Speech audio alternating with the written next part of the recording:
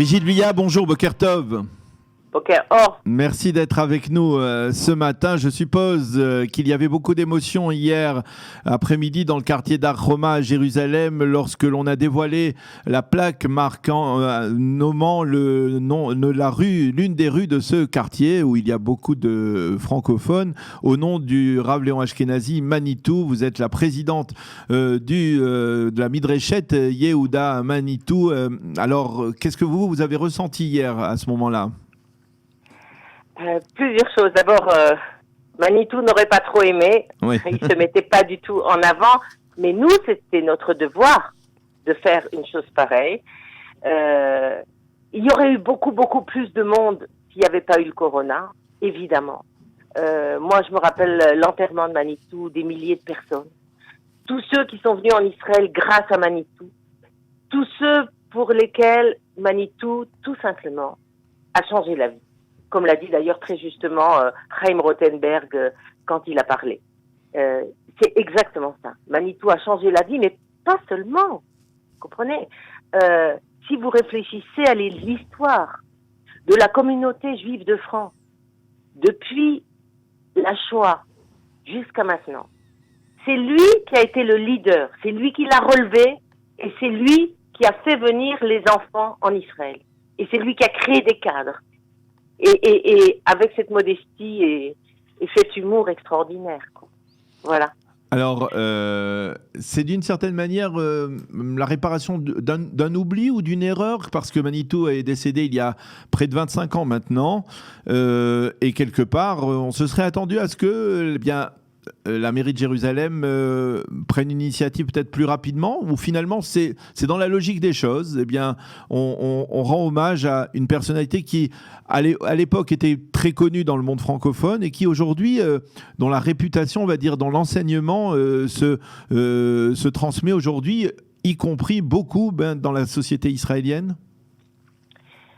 Écoutez, évidemment, même du temps de Manitou, il y avait une grande injustice. Les Israéliens ne l'ont pas reconnu de son vivant à la manière où ils auraient dû le faire.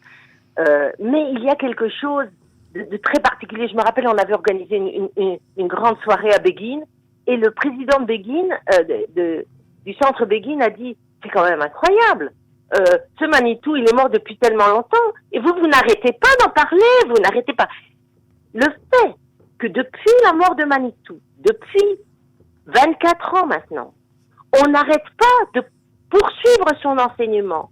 On fait paraître des livres alors que lui avait toujours refusé d'écrire, n'est-ce pas ? Ça, c'est un phénomène qu'on ne peut pas nier. Manitou a pénétré dans la société israélienne, grâce d'ailleurs à la fondation de Manitou qui a sorti des livres à partir des enregistrements. Et je vais vous dire, Moshe Léon qui était présent hier, oui. Il a parlé de Manitou, mais il a aussi parlé de la communauté francophone. Et ça, c'est extrêmement important. Ce sont les deux ensemble, finalement. Il a parlé de la situation actuelle de la communauté francophone. C'est grâce à Manitou que nous sommes ici. Et c'est un hommage qui était absolument indispensable.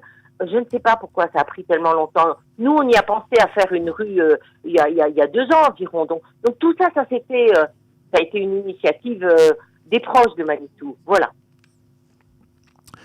Alors, je voudrais peut-être aussi, puisque c'est à Jérusalem que la rue Manitou donc a été inaugurée, essayer de parler avec vous de son amour de Manitou pour Jérusalem, la ville où il s'était installé en arrivant de France. Manitou et Jérusalem, c'est une histoire d'amour, de passion. Certainement. Écoutez, il faut savoir que Manitou emmenait des groupes d'élèves à lui, avant de faire son alia. Il les emmenait à Jérusalem et il les faisait rencontrer, je crois, aussi avec le Rav Kook, dont il a été l'élève.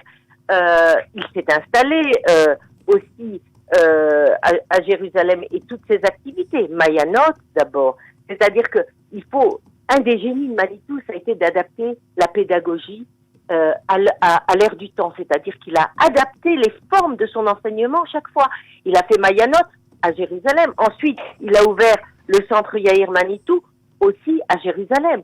et chacun correspondait à un besoin différent. Mais tout ça, c'était Jérusalem, c'était le cœur, absolument. Vous pensez que, je parlais de la communauté, enfin des Israéliens qui ont découvert Manitou ces dernières années, vous pensez que Manitou était, on va dire, en avance sur son temps, c'est-à-dire que l'enseignement qu'il nous a transmis à nous francophones, eh bien, il était peut-être réceptif par les francophones à l'époque, mais seulement maintenant par les Israéliens, par la société israélienne, après les développements de ces 20-30 dernières années? Écoutez, Manitou, c'était un génie. On commence par là. Oui. Et il avait donc cette intelligence extraordinaire de dire que la pensée que lui-même d'ailleurs révèle, elle est ancrée dans son époque.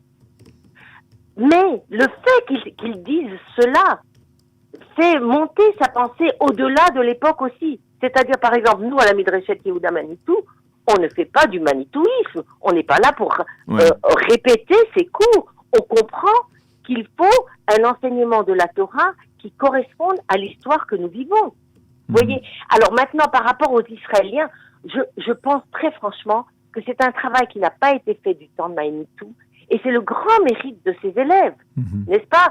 Pierre Simsovic, Chaim Rothenberg et tant d'autres, d'avoir fait un travail de fourmi à partir des textes, des enregistrements, pour arriver à créer des livres en bon hébreu, et qui sont lus par beaucoup d'Israéliens aujourd'hui.